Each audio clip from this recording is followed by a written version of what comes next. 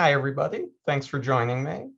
Today, as Steve mentioned, we're going to be going over the 3Shape software and different tips and strategies and how we can keep up the efficiency of the software and improve the way we go through design a little bit. So let me share my screen real quick so we can join in with everyone.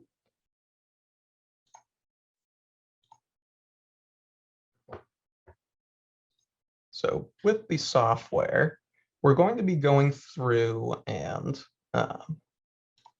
start with that. We're going to be going through and discussing how we can go in and keep up our case files to try to make sure everything is not taking up too much space and how we can speed up the software. In terms of 3Shape, the software doesn't take up a huge amount of file space, but if you've had the software for more than a couple years, you may notice some slowdown over time. With 3Shape, cases are typically stored in the C drive of that computer, and we're going to discuss how we can go and back those up and move them out of the system. We'll also discuss how we can move out the material settings to try to improve how the software is keeping track of your settings and how we can go about removing the ones we don't use, which can actually cause the software to slow down a little bit if we have a bunch of settings that are taking up some space. And then we'll go over some of the procedures for how the software can automatically remove those case files or settings. So starting with the file management, if you've poked around in 3Shape before, you probably already know that it keeps all of the cases in the C drive and the 3Shape folder, at least by default. And with those cases, if you're planning on backing something up, you typically only have to go and highlight a group of cases within a certain date range, and then move them to where you're looking to store and back them up. I typically like to back things up about every 6 months or so, depending on the case volume and also depending on how much room is actually on the computer. If you have a hard drive that's only 400 gigabytes, it'll probably fill up pretty quick depending on how many cases you do per week. Otherwise, if you've got a hard drive that's a terabyte, which is pretty standard for a lot of the computers we sell these days, you don't have to worry about this quite as much. But when you're backing things up, we oftentimes like to use external hard drives because they're something separate from a computer that someone's using day in, day out. And that way, they're never immediately affected if there's any damage or a virus or something that could happen to a computer that would negatively impact your cases. By copying them and moving them somewhere else, like the external hard drive or another server that is stored it a little bit differently, it keeps things a little isolated and a little bit more secure for a backup. With those cases, another thing to note is we can change the setting for where 3Shape is storing those. So if you're working with a computer that has really high graphics card or processor specs, but does not have a lot of storage space, we can tell the software to store those cases elsewhere on your network, but it's usually preferred to have it on the same computer where 3Shape is installed. So beyond just case storage, we also want to deal with our material settings to try to maintain a small library of materials if possible. You've probably noticed if you worked with different manufacturers, whenever they import material settings, it will come with their entire catalog most of the time. Be that an implant system like NT Trading or DES that brings in libraries for a bunch of different implant setups, or another company like Argon that has a bunch of different gold alloys and they'll bring in every possible version as an option. Whenever you have those large material libraries, beyond just it being text and storing the settings, it can cause a bit of slowdown whenever you're opening or closing either Dental Manager or a 3Shape design itself.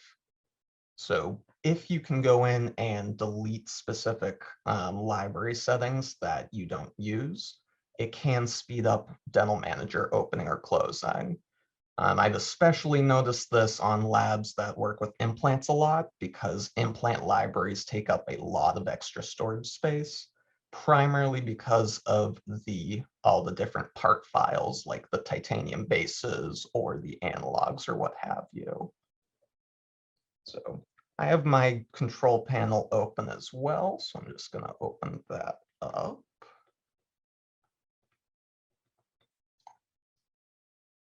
And the way you go about this is, for example, if you go into implant systems, you'll see all your different systems in here, and they may come from one company or multiple. Let's say I'm using the desk library that works with a bunch of different systems. But let's pretend I'm a lab, and with my doctors, I'm typically only going to be working with Nobel or Zimmer implants.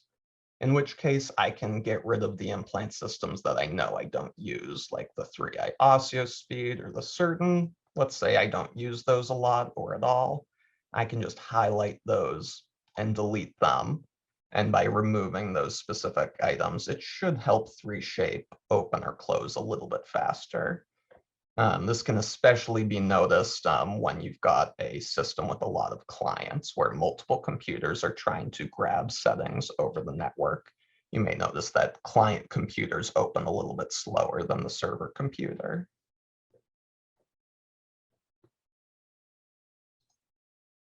Again, this is primarily implant systems where I notice the most improvement when I remove the unused settings, but this can affect other things as well, like the materials section. Just removing material options that you don't use a lot can help speed things up.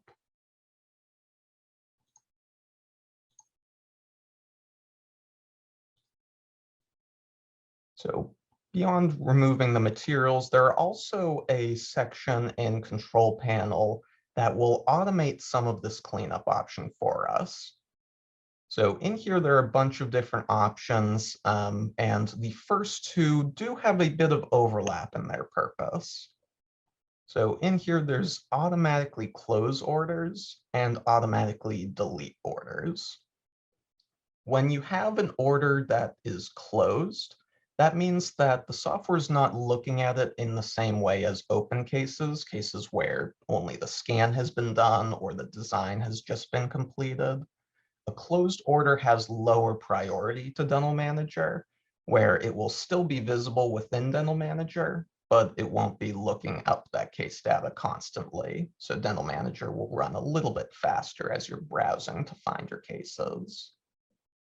This option, if you have it on, I do typically like to leave it at the default 30 days. Typically, when it's automatically closing it, you can always reopen it whenever you need because it'll still be within Dental Manager.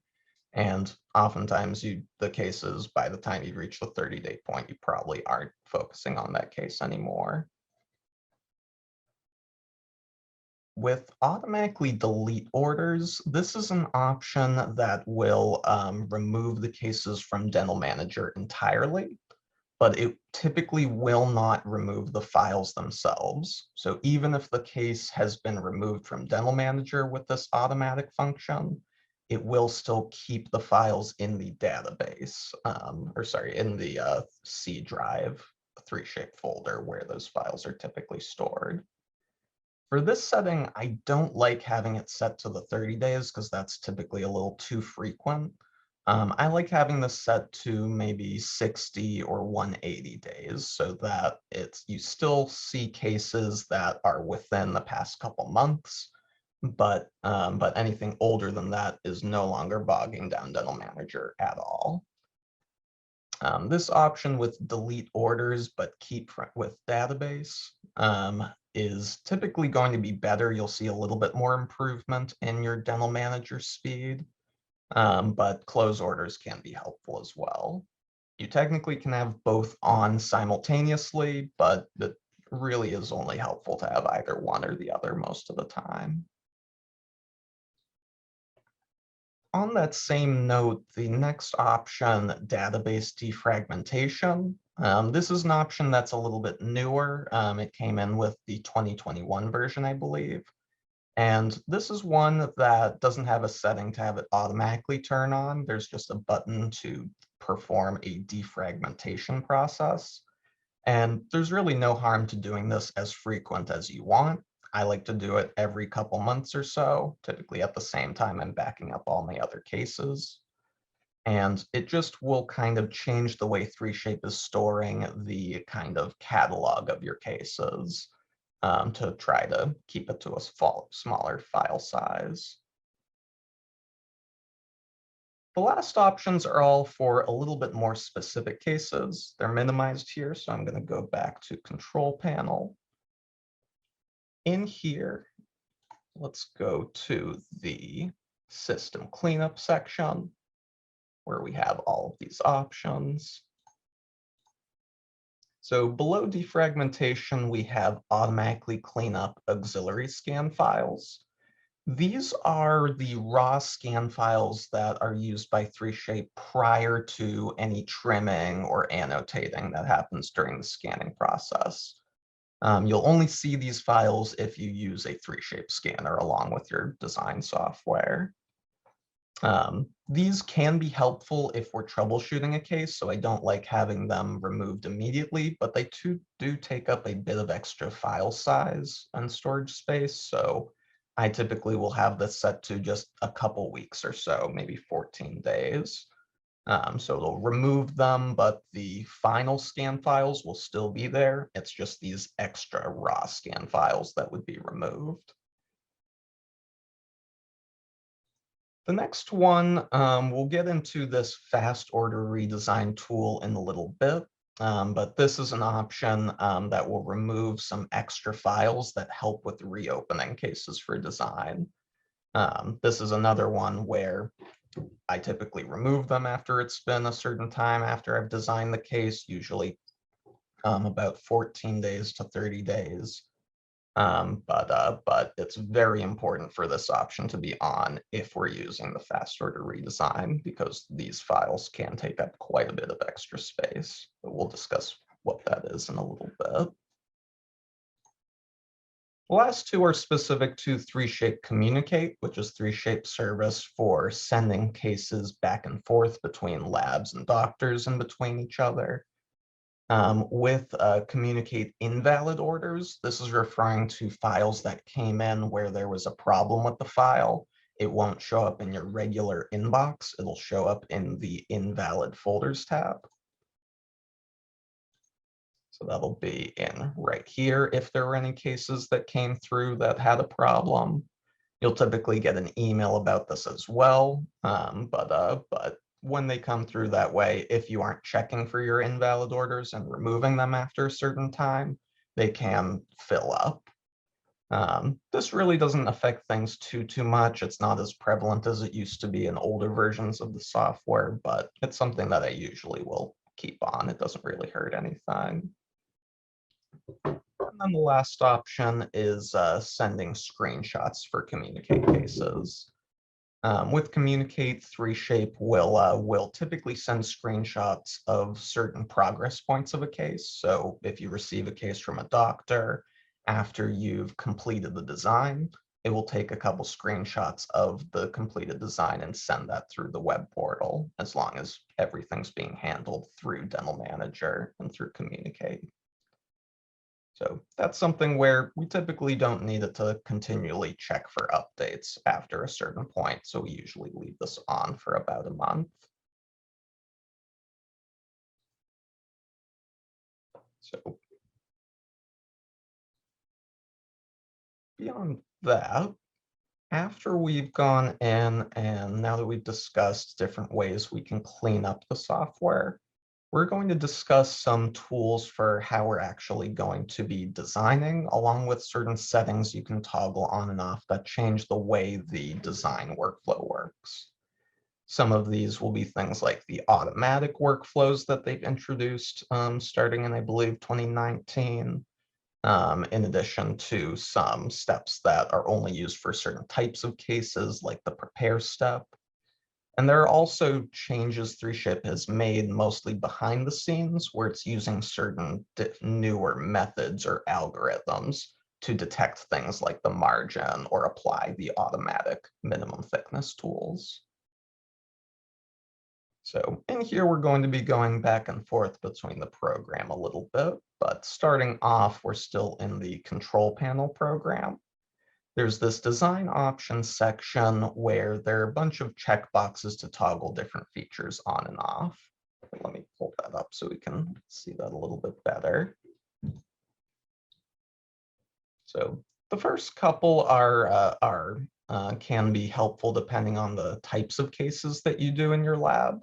So this one here for skip prepare step. The prepare steps are the ones earlier on in design where it will let you modify your scan data along with cleaning it up in different ways, like trimming or marking a cutout line for prep areas. And this is more useful if you're working with a lot of cases with unsectioned scans. Those would be scans that either came from an unsectioned model, that came from an intraoral scanner, or what if it was a scan of a physical impression. If you're working with mostly models that are fully sectioned for the dyes, you typically can turn this skip prepare step on. That way it starts you off at the later steps where you're marking your insertion direction. Having this on will not remove that step from the design. It just puts it before the beginning. We'll be able to manually click and modify the scan if we need to, but it just starts us off a little bit later to cut out an extra click for the next button. So again, I like to have this on if you're mostly working with section models, off if you do a lot of intraoral or unsectioned cases. The next one is an option for the interfaces step. This is one where I do like to leave this on all the time. This interfaces step is where it's applying your cement gap settings. Apologize for the noise. Cats are going a bit crazy.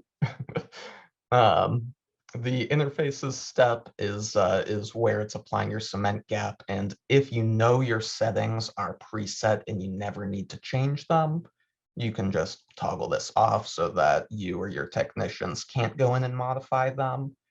The reason I don't like to do that a lot of the time is you will have more specific cases where you do need to play around with them a bit. So I always like to have the interfaces step visible.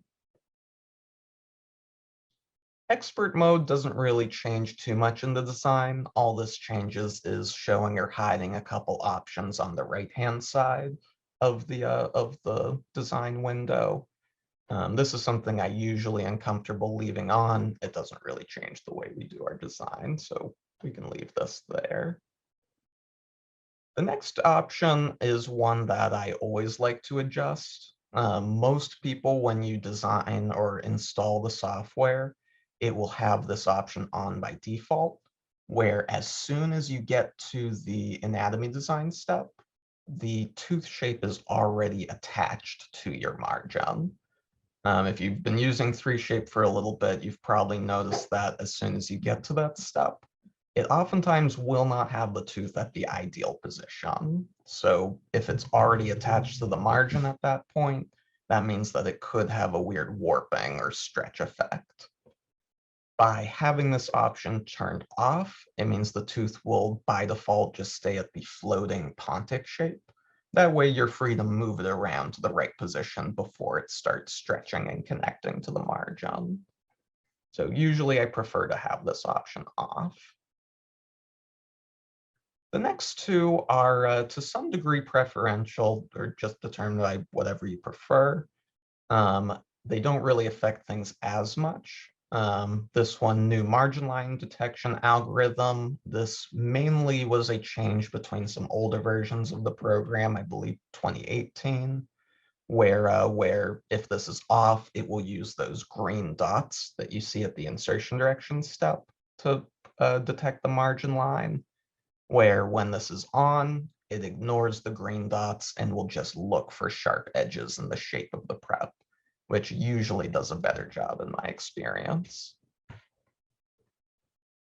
The next setting, simple connection to margin line, is a option that changes the way it attaches to the margin, and this is something you can also change while you're in the middle of design. This will adjust the way that it kind of smooths the connection once it's connected to the margin. Sometimes even by having this off, it will create some weird ridges or smooth marks.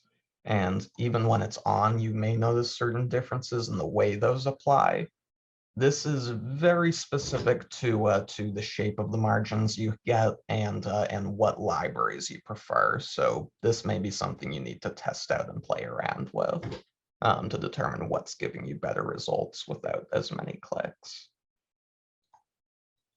The next option is another one, just enforce minimum thickness. This is something that I believe was added in the 2021 version that changes the way the automatic minimum thickness function works.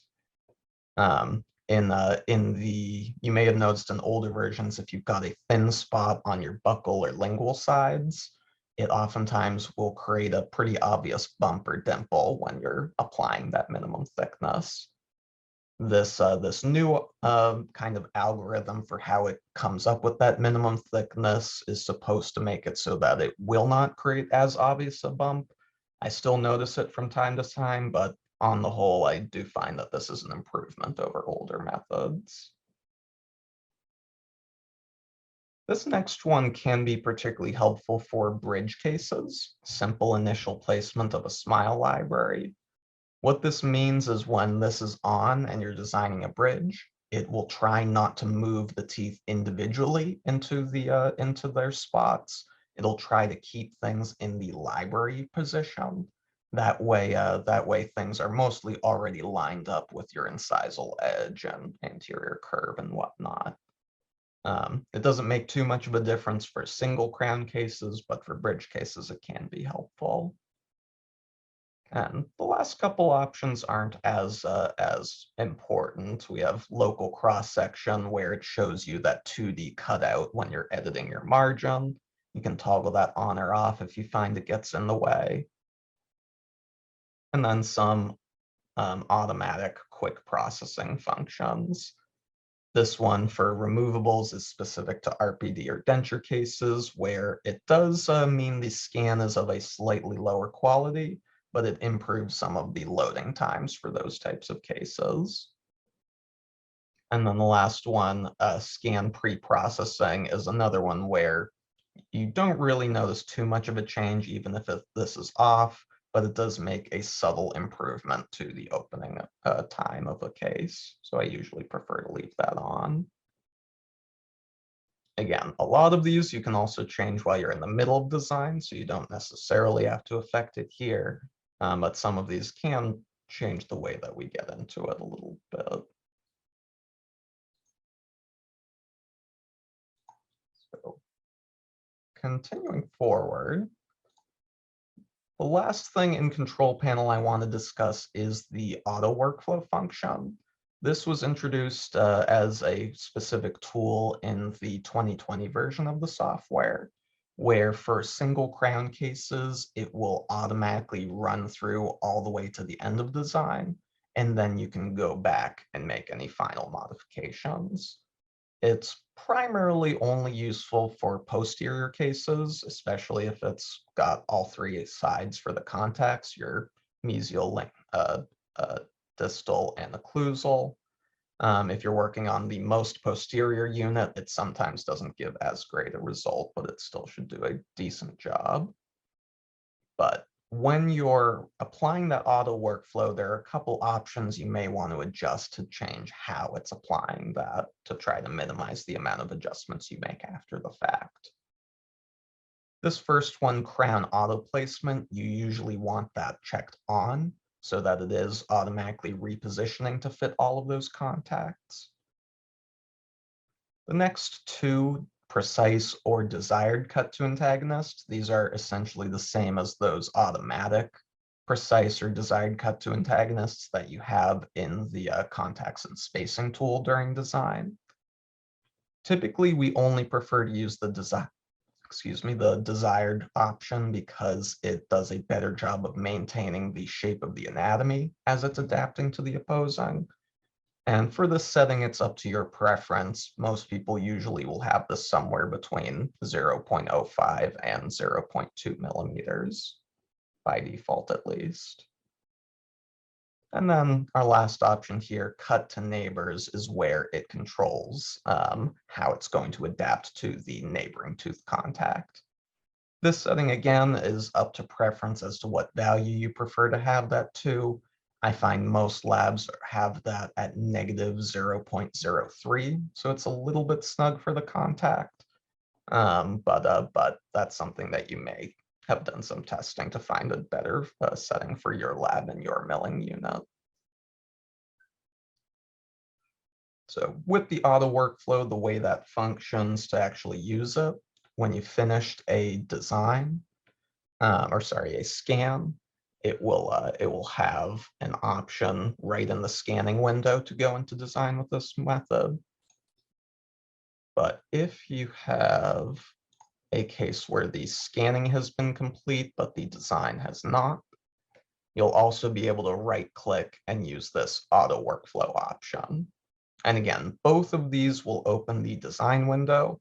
The auto workflow will just open the design and automatically click next, next, next for you until it makes its way all the way to the end. And again, it usually does a decent job of going through this for most posterior cases. For an anterior, I don't like using it because it's very dependent on what was the last anatomy library I picked. So if I chose a library that has more squared off shapes compared to rounded, it may not give me a good result here, but it'll just automatically work its way to the end, and I go back and make adjustments as needed. So now that it's at the end, I inspect my design and make adjustments by hitting OK. And then I just go back and make my tweaks or changes.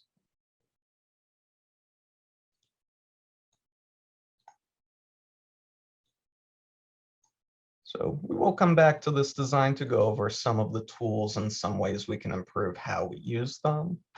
But the last thing I want to discuss from Control Panel is also in this auto workflow section. There's this option for fast order redesign that we mentioned briefly a little bit earlier. I'm not quite sure why this option is in this category because it's not explicitly related to the auto workflow. But fast order redesign, if this checkbox is on, it means that when you go back to an old already designed finished case and you right click redesign, it makes it so that it should open and load a little bit faster at each of the individual steps. Especially for large full arch cases, if you designed any of those, you've probably noticed that when you go back into the design, it takes a lot of time if you've spent a lot of clicks designing that when you get to certain steps. So having this on will significantly improve that speed.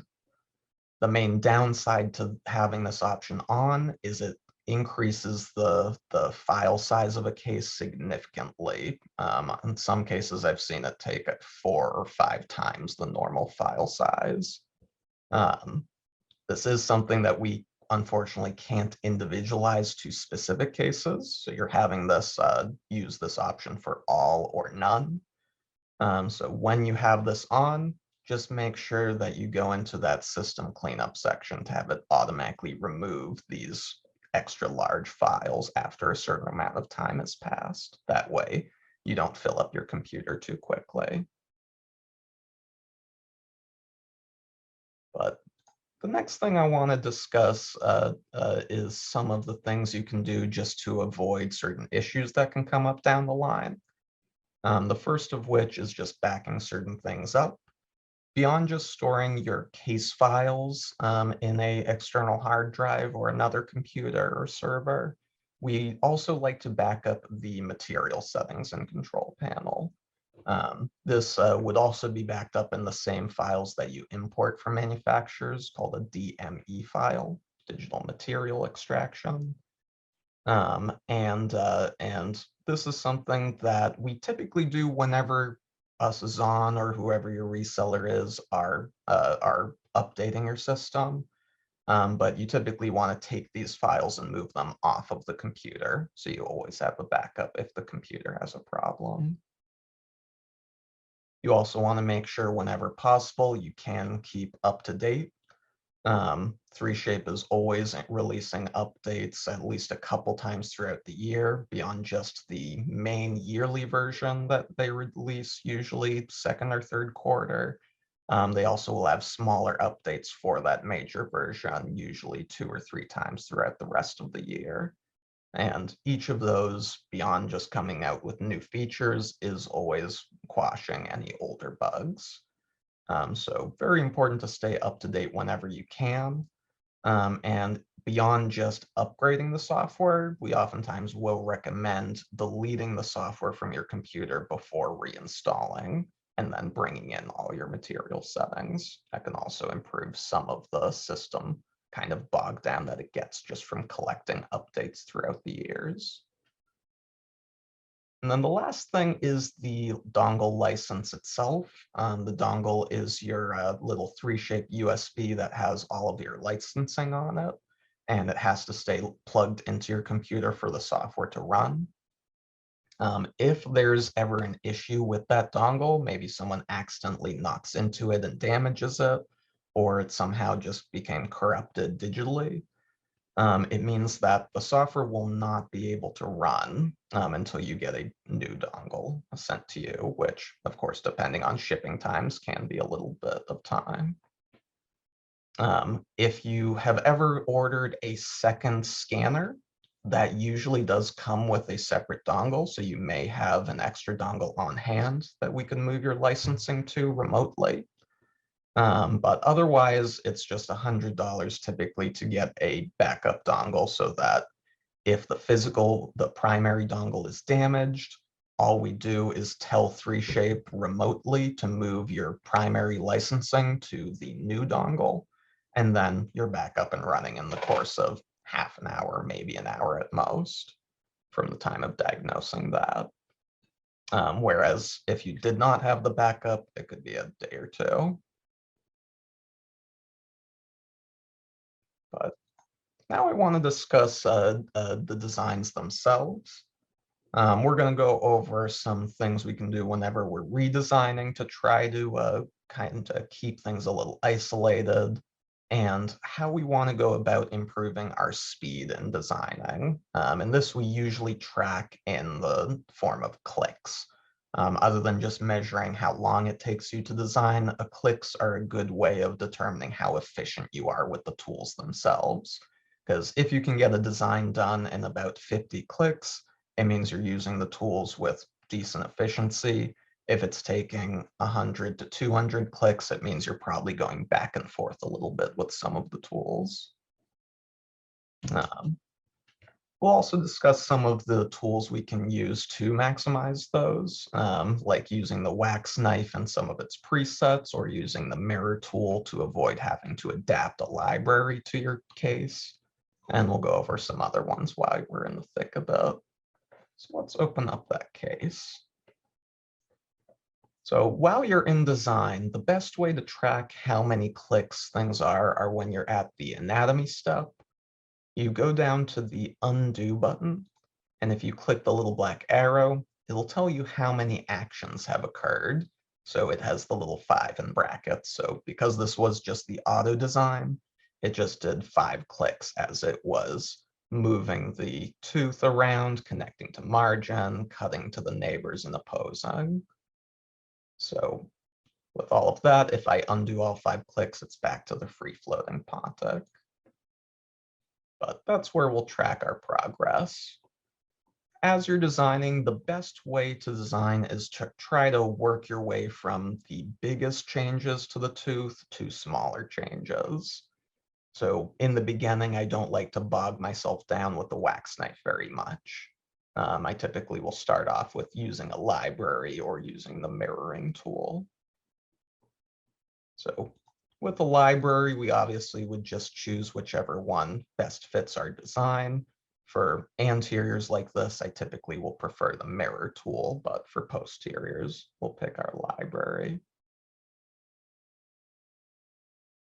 So there we go. But other than picking the library, for this case, the big change for me is going to be using the mirror function under here. If you haven't used it much before, it does take a specific order of clicks to perform the mirror tool. So when you mirror copy from scan, you first are clicking the tooth that's going to change. Then from an occlusal view, clicking the tooth you're going to copy. And then adjusting the line to decide what's included or excluded. And then when you can see both purple arrows, you double click to perform the copy. Even if you know the tooth on the other side is not the exact shape you're going for, by using the mirror tool, it will usually simplify certain functions like adapting to the opposing or the neighboring contacts. So you can adjust the anatomy from here or reposition this to get it to the proper spot, but copying the anatomy is usually going to speed up a bit of time if you know the patient's existing dentition is okay to copy from. So beyond that, when you're designing, you always want to try to work your way with these three main tools from left to right. So transformation with your big adjustments to the size and position, the tweezer or morphing tool for more medium changes to distort or adjust the anatomy to match your area. And then fine-tuning changes with the wax knife with its plus, minus, and smooth. So with this, since it's already mostly at the right spot, we connect to margin. And this is where we can decide as well between that simple or regular connection, where without that, it does a little bit of smoothing with where it connects. And with that on, it changes the way it connects without making as much adaptation to smoothing things out. And again, it will vary quite a bit between different anatomy libraries as well. So certain libraries will work better with one versus the other.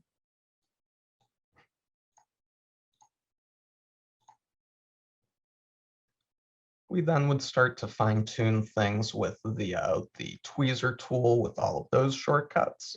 If you haven't watched it before, I have a video on Zahn's YouTube page that goes over all of these shortcuts and how we can utilize the transform and morphing tools to the best of their ability. But after we've finalized our function of the crown with our automatic tools for minimum thickness, adapt to opposing, adapt to neighbors, we usually will just fine tune things with the wax knife. In here, there are a couple settings beyond just the circle size and strength that you can play around with that can be helpful in different situations. If you have found after designing with the software that you like to use specific sizes and strengths for different purposes, you can save those as presets. So for example, if I wanted to carve out this anatomy a little bit deeper for whatever reason, when I do that, I really like the circle size at this diameter and at this strength. And if I hit this save disk, I can overwrite any of these presets. So let's say I want to save that as 4. So if I'm doing something else, adding and filling in an area, and I decide now I want to carve this, I can either click 4 here or click 4 on my keyboard, and it immediately goes to those exact settings. So I can carve and adjust things however I need. So especially if you want to improve just looking around and clicking things, if you use your keyboard and your shortcuts a decent amount, you definitely want to try to have some presets for some smoothing and adding with large circles or carving with smaller circles as needed for different situations. There are also a couple tools in here that aren't used a lot that are primarily as backups, but they can be helpful for trickier cases. One that's particularly helpful for contacts is this one here for neighboring teeth undercut. If you had a particularly kind of problematic insertion direction, where you want to make sure that there's no issues with draw with the contacts, you would turn on this neighboring teeth undercut when you're in the minus tool, and set this distance to be whatever setting you typically use for your contacts, like -0.03. With this tool, it basically kind of creates a new version of the scan where it's following the angle of the insertion direction. And regardless of what your size and strength is, once you hit this -0.03 setting, it just stops changing. You kind of treat all of these as different locks, where it locks your design as it gets close to whatever scan it's mentioning, locking it as it gets close to the opposing, the prep arch, the die, or these neighboring teeth undercuts. It usually takes a little bit more clicks than using the automatic function, but it can be helpful because it will completely rule out insertion direction problems. We just smooth this out a little bit afterwards. Oops, strength's a little high. Another thing to note, just in terms of adjusting things and working your way through the software, whenever you make a mistake, it's always better to undo rather than to try to fix that with another tool. This is where things can add up quite a bit. If I realize, oh, my strength was too high, let me go and add, it'll just mean that I'm spending time working against myself more and more. Always better to just undo and try again, either with a different tool or a different setting.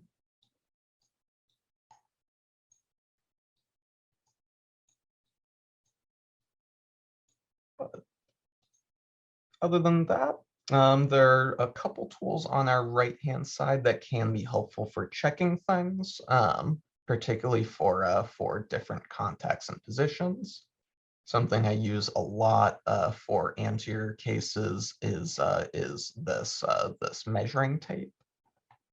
This I use just to reference things by moving my scan to the middle, just to just kind of get an average for lengths to try and make sure I'm staying in line with things. Alternatively, you could also use your 2D cross section to get more specific measurements on anything, either just crossing through things to get an overall width, comparing their widths as needed.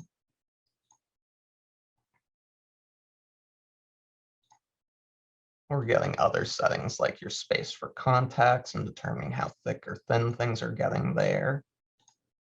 Ooh, not a lot of room for this case.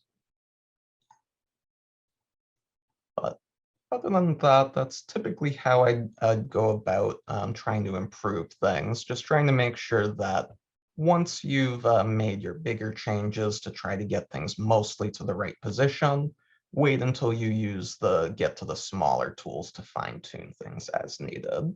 The more you can avoid going back and forth with certain adjustments, the faster your design will be. And ideally, most designs should be done in less than 50 clicks once you're comfortable with all of the tools. But after that, those are kind of our general kind of tips and tricks for adjusting different settings or playing around with your design in slightly different ways. The last thing to mention, just in terms of redesigning a case, is typically it's always better to make a copy of it beforehand, so you always have a backup of the original version of the design if needed. But at this point, we're going to open the floor up to some questions. Does anyone have any questions? You can either type it in the chat, or one of our technicians will bring it up as well. Sure. Alex, this is Steve. We do have one question in the chat. One of our attendees is currently working on the 2019 software and wondering if they should be updating to the 2021 version. Ideally, yes, it would be a good idea to update. Depending on what types of designs you do, you may notice certain changes in the way certain workflows or tools work. A lot of the biggest changes between 19 and 21 are probably some new options for removable indenture design as well as model builder. But in terms of the overall workflow for crown and bridge and implants, it should be pretty much the same workflow, just improvements to tools and bug fixes. So I definitely would recommend updating to the 2021 version.